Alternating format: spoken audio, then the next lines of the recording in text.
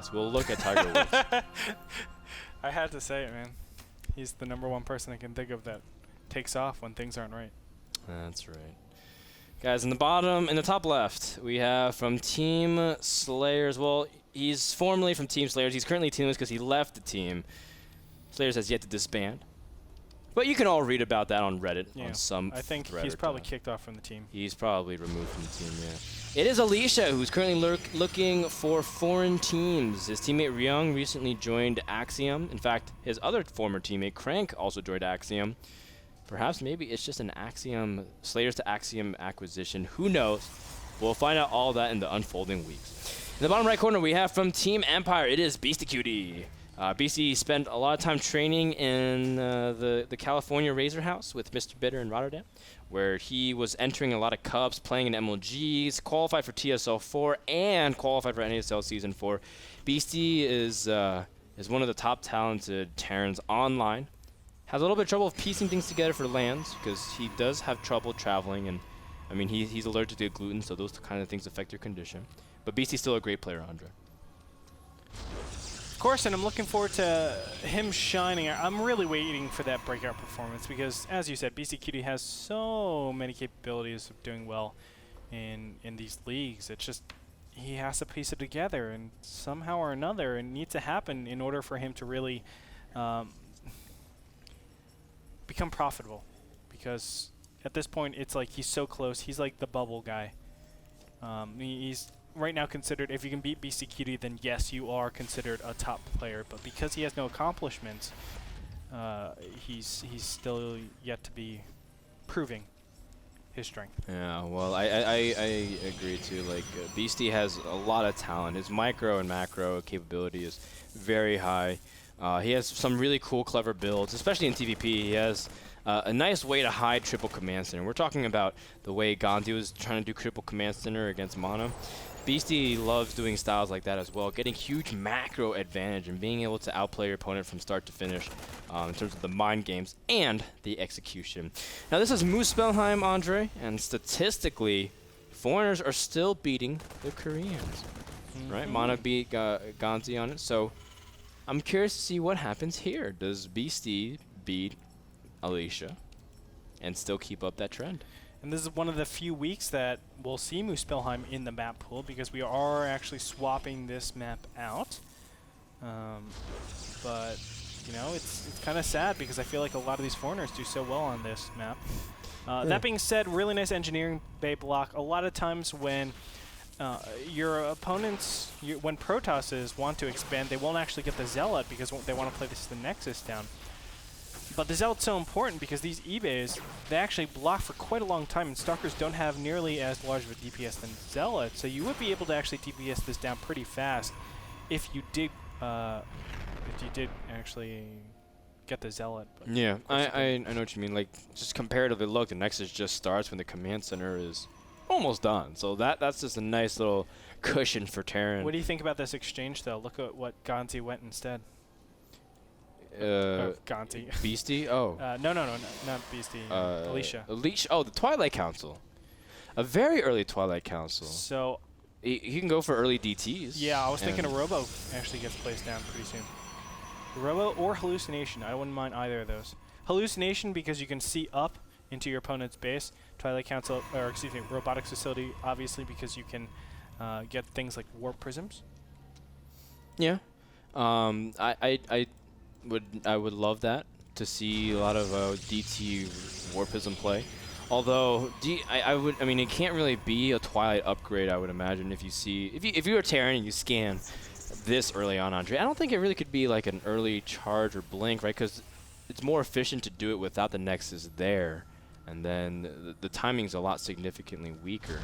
So if you scan and see the Twilight Council this early, you have to be very suspicious. And Beasty's already setting up a nice little timing on his engineering bay. In fact, look at this. He's placing a bunker in his main. He's feeling very, very unsafe. This is very smart from Beasty. Beasty thinks this is a Blinkstalker play. That's what it feels like right now. Yeah. Because a lot of times you will go, Blinkstalker on a map like Muspelheim, where there's a very open main base, and this can be very challenging to actually stop. But of course, we know it's Dark Templars. Very unfortunate. Now, it's going to come down to this. Does he actually use both of his mules at this point. And a lot of times I will actually not, from 7 minutes to 8 minutes, I'll actually make sure there's one scan left to help me out with any potential Dark Templar run-ins. So we're going to see in a little bit. No, he doesn't throw down the mule. Oh, he has a turret. He has a turret, man. No worries. It's yeah, the turret is actually in a very sneaky spot, as Beasty is not able to do anything, and that's a nice little win for Beasty, because these DTs, their utility is still can control the map and prevent expansions, but from here, the tech is so underdeveloped for Alicia in any other way. He's trying to catch up once again, similar to Mono with double forges. Double forges, and I wouldn't be surprised if we see a third base going down on 3 gateways. That would be absolutely sick in most cases, but Dark Templars actually provide you with so much map control. What you can do is just keep a Dark Templar directly out here, forces a scan, and then you slowly just keep working or allowing your opponent to actually move up, but then as soon as the scan dies, you send in another Dark Templar, and they just don't have enough scans to actually move forward. It's a big, big problem. Going a Raven is actually too late. I mean, you're going to miss a lot of timing attacks. So I'm actually surprised we don't see a super fast third base. But from Terran? From Protoss. Well, we'll see how Alicia is going to fare, because if he's spending a lot of his resources now on upgrades, but as soon as he gets some freed up resources, he can, just like you said, go for the third base, or just add on like 3 more gateways, 5 more gateways, and just follow up. Although an early blink shows more defensive-ness, you know, because he's going to try to defend against drops. He's going to be more mobile onto the field. Sure, you can attack, but by now, Terran's tech has been way more developed, so Blink Stalker Harass is not as effective. Ooh, Alicia, be careful. So easy to actually die right here.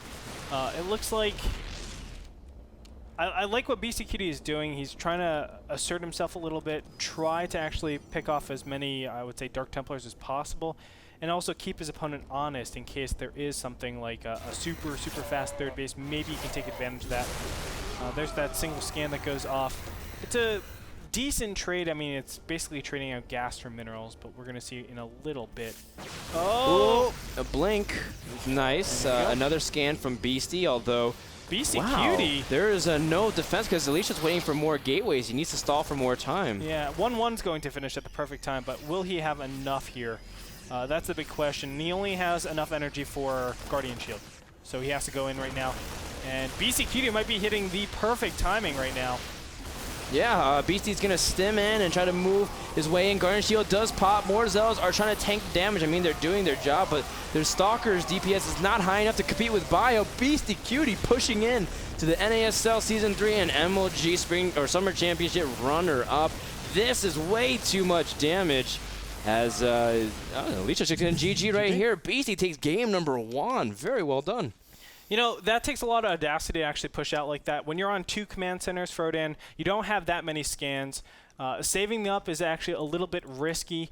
And I don't think, did BeastyQT have a 3rd orbital command center behind that? I don't think so, right? I didn't see that, no. So when you have such limited amounts of scans, you're actually able to, and also a big map, I should say, you're actually able to constantly do Dark Templars and throw them away to a point where your opponent just can't keep up. Like, they can't keep scanning and then confront the main army, where there could be potential Dark Templars in there as well. So I felt like BeastyQT did do a little bit of a greedy play, but I think the mind game of it all was Gonti wasn't expecting his opponent to do something so aggressively, and that's why he was teching just so ferociously last game. And BeastyQT able to take game number 1 of this best of 3 series. Thank you so much to Kingston HyperX, the people who provide SSD and memory for NASL Season 4. Check them out at kingston.com/US/memory. We'll be back with more action between Beasty and Alicia. Quick game number 1, but the rest of the series I'm sure will be awesome. Don't go anywhere. We'll be back in just a second.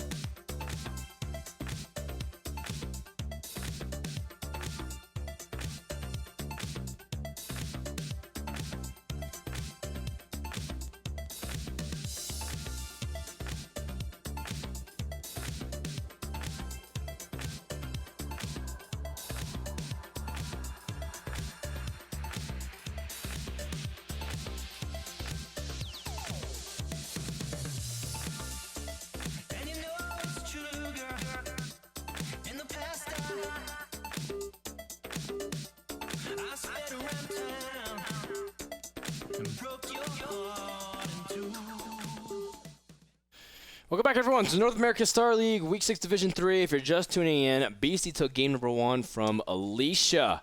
And now we'll go over to Daybreak. The first time we've seen it tonight, Andre. Actually, that's something I didn't really expect to say by the 4th match of the night. Well, it's really easy. Dark didn't lose. That's right.